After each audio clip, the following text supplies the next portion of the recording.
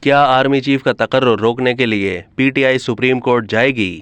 نئے army chief کا تقرر وزیر اعظم شہباز شریف کے ہاتھوں ہونے کو روکنے کے لیے پی ٹی آئی قانونی آپشنز بشمول سپریم کورٹ سے رجوع کرنے پر غور کر رہی ہے۔ پی ٹی آئی کے ایک سینئر رہنما نے یہ دعویٰ کیا ہے کہ جب فواد چودھری سے رابطہ کیا گیا تو انہوں نے اس بات کی تردید کی اور کہا ہے کہ انہیں علم نہیں کہ ایسے کسی اقدام پر غور کیا جا رہا ہے۔ Senior P T I leader کے مطابق پارٹی نہیں چاہتی کہ شہباز شریف کی زیر قیادت حکمران اتحاد نومبر کے آخر میں آرمی چیف کا تقرر کرے۔ جیسا کہ عمران خان پہلے ہی ایک ٹی وی انٹرویو میں کہہ چکے ہیں کہ آرمی چیف کے تقرر کا معاملہ نئی حکومت کے آنے تک مؤخر کر دیا جائے۔ جب فواد چودھری سے پوچھا گیا کہ کیا پی ٹی آئی نومبر میں شہباز شریف کے ذریعے آرمی چیف کے تقرر کو روکنے کے لیے سپریم کورٹ سے رجوع کرنے پر غور کر رہی ہے تو انہوں نے جواب دیا کہ ان کے پاس ایسی کوئی معلومات نہیں ہے۔ جب ان سے پوچھا گیا کہ عمران خان نے آرمی چیف کے تقرر کو روکنے کے لیے معاملہ اپنی پارٹی کے ماہرین قانون کو بھیج دیا ہے تو فواد نے نفی میں جواب دیا۔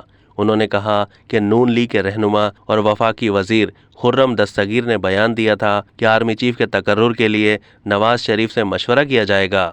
اس پر پارٹی میں بحث ہوئی تھی۔ خرم دستگیر کے بیان کے تناظر میں پی ٹی آئی رہنماؤں نے اس معاملے پر بیانات دیے تھے۔ اپنے حالیہ جلسے میں عمران خان نے متعدد مرتبہ کہا کہ حکومت کو آرمی چیف کے تقرر کا اختیار نہیں دیا جا سکتا۔ یہ سمجھ نہیں آتی کہ عمران خان نے اس تقرر کے معاملے پر اپنی رائے کیوں تبدیل کی اور اسے اپنے نئے سیاسی ایجنڈے کا حصہ بنایا۔ دوسری جانب حکومت پر عزم ہے کہ وہ اپنی آئینی ذمہ داری پوری کرے گی۔ وزیر دفاع خواجہ آصف کا کہنا ہے کہ وزیر اعظم شہباز شریف نومبر میں آرمی چیف کا تقرر کریں گے۔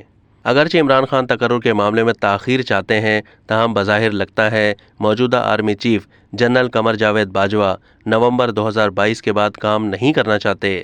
قانوناً دیکھا جائے تو تقرری کا اختیار وزیر اعظم کو ہے۔ تقرری میں غیر معینہ مدت تک تاخیر کے حوالے سے کوئی قانونی آپشن موجود نہیں۔ اب تک کے لیے اتنا ہی۔ مزید معلومات کے لیے ڈیلی جنگ کے یوٹیوب چینل کو سبسکرائب کیجیے۔